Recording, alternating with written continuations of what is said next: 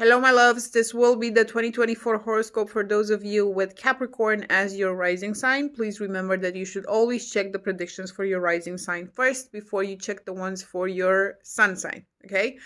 That's in general, not just when you listen to my readings. When you read your horoscope, when you listen to your horoscope, just remember that you should check those ones first. Okay?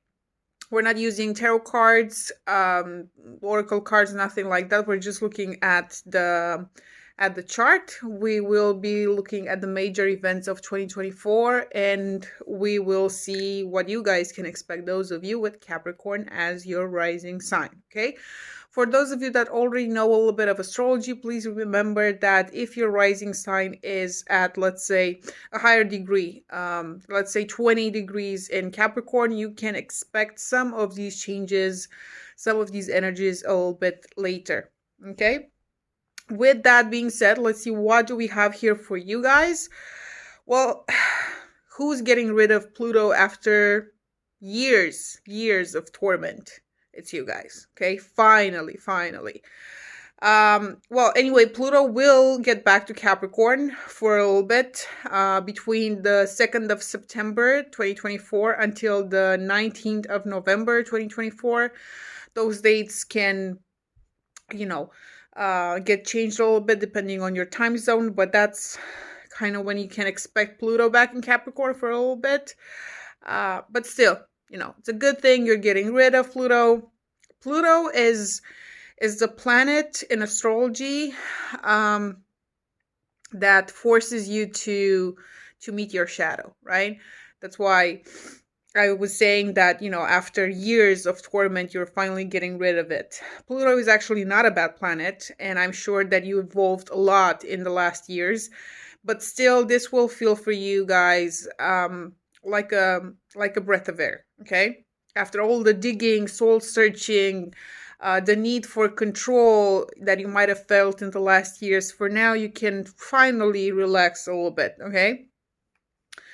But again, you transformed a lot, because that's what Pluto does. It's not a sudden change, that's Uranus who's in charge of that. You change your mind, you say now a thing, then Uranus hits, and then the next day you'll change your mind, you'll say a different thing. So that's Uranus kind of energy. But then Pluto, when Pluto takes care of you, well, let's just say when you look back at your old self from years ago, before having Pluto in Capricorn, if you even remember that, you're a completely different person after Pluto gets, it's over with you. Okay, so anyway, after so much transformation and evolution, because that's what Pluto does, it actually not just torments you, it helps you evolve. You're finally done and you're able to breathe for a little bit, I mean, Pluto, it's like the ex that you can get rid of, that's how it felt like for you guys, I bet. It is the planet of obsessions, what I'm saying. But, the same way you learn a lot from karmic relationships, because it's Pluto, it's the ruler of Scorpio in astrology, the ruler of the 8th house in astrology, which is a karmic house. So, it's the same way you learn a lot from the toxic relationships that you might have, that we all have, in our lives.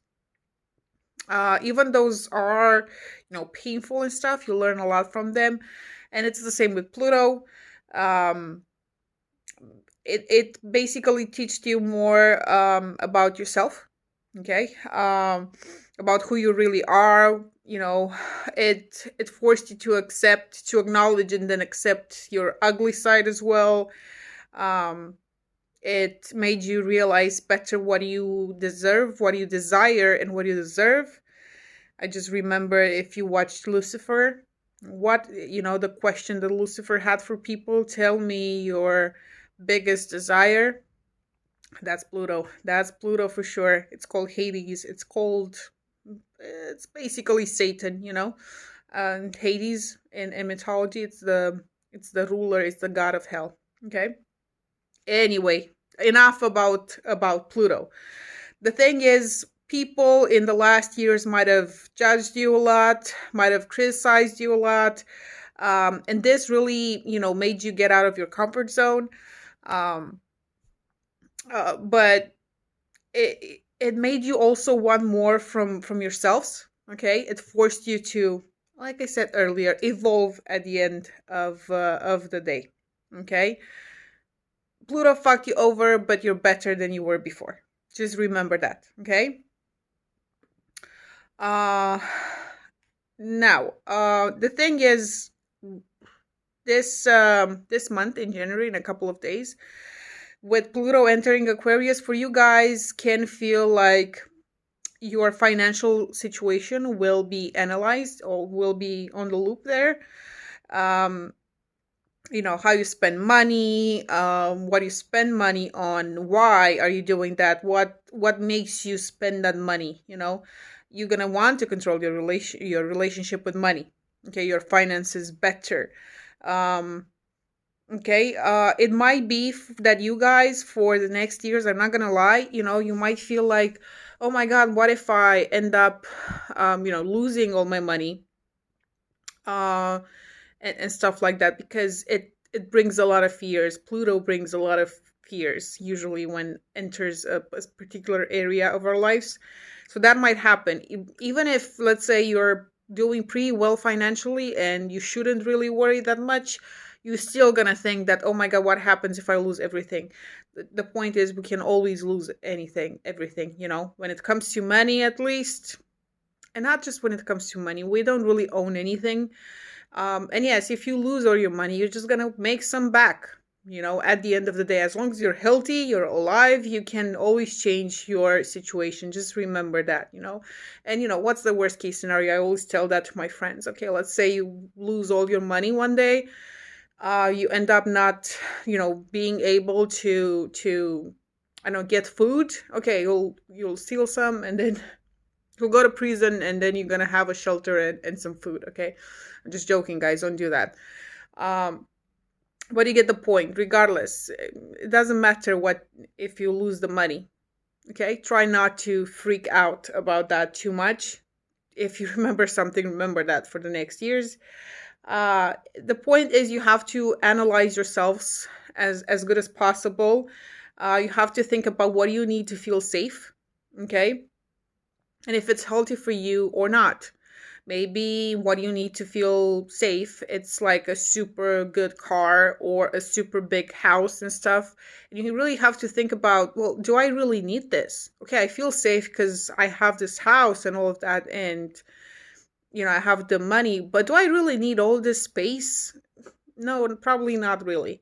Okay, so if you lose some, you have to move to a smaller house, let's say. Just remember that as long as your basic needs are met, it's fine. It's fine. We don't own anything, and when we die, we leave everything here anyway. So keep that in mind.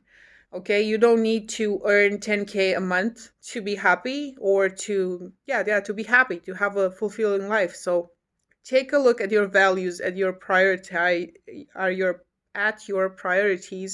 and try not to kill yourself trying to make more and more and more and more money, because again, at the end of the day, we don't really own anything. There's a balance that you need to keep, basically, when it comes to money, and how do you how you look at them. Okay, like I don't want you to take from this that you should not spend any money at all, because you might lose money. You have to spend some, right? Because you need to let the abundance come in, and the way it works in the universe, you need to put some out to get some in, so but try to keep the balance. It's not easy. Try to keep it. Okay. And if you're not really good at that now, and you have days, or when you're overspending, other days when you're left without money, you're gonna have 20 years to learn how to balance your finances. Okay. You have to be careful around April, where there might be some discussions between you and your family, or you might be discussing, maybe not with your family, but you might be discussing with some people about a new place, a new house, or even a relocation, if that's something that you would be interested in. And why I'm saying that you should be careful is because we're gonna have in April Mercury retrograde in Aries, okay? And you have to be careful, pay more attention to what you're talking in these areas, again, family or house related stuff.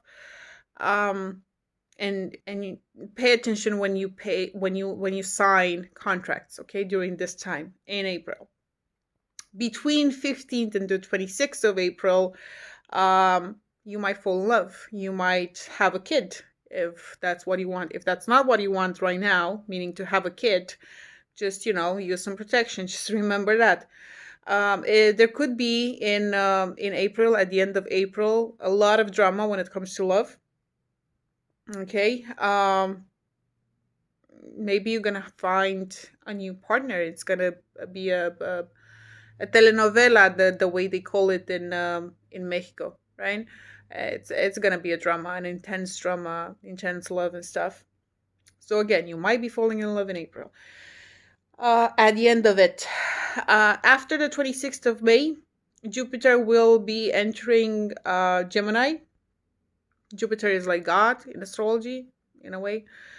And for you guys, what this can bring, it's a lot of healing, physical healing. If you have health issues that you've been putting aside in the last years, it would be a great time for you to go see a doctor, and because you might actually solve the problems.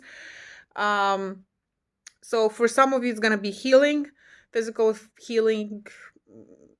It's more physical healing than emotional, but still a great thing. Or it could be a promotion in your workplace. Okay, you might be working with more people, get a promotion at work. So those are kind of the two main things that you might expect. For others of you, if you're not that lucky to get a promotion, and you're lucky enough to not have a lot of health issues, you can also, adopt, not buy, but adopt a pet, a new pet, a cat, a dog, a rat, something, a snake, whatever, something like a pet. Okay, this is what I'm seeing here for you guys for 2024. I really hope that you will be falling in love, or falling in love again with your partner in at the end of April. And yeah, I wish you good luck, and we'll talk again soon. Thank you. Bye.